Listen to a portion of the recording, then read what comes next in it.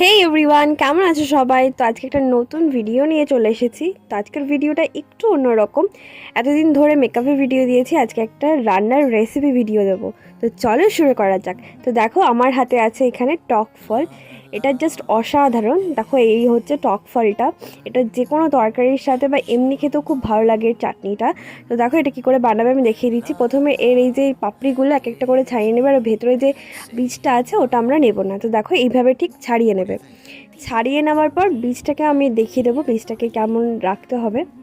এই যে ঠিক পাপড়িগুলো ছাড়ানোর পর বীজটার এরকম অবস্থা হয়। বীজটা আমরা নেব না, বীজটা আমরা ফেলে দেবো। এরপর গ্যাসে কড়াইটা বসিয়ে সর্ষে তেল দিয়ে দেবো। সর্ষের তেল দেওয়া হয়ে গেলে একটা শুকনো লঙ্কা চিড়ে দু টুকরো করে দিয়ে দেবো। শুকনো লঙ্কাটা ভাজা হয়ে গেলে এর মধ্যে দিয়ে দেবো কালো সর্ষে।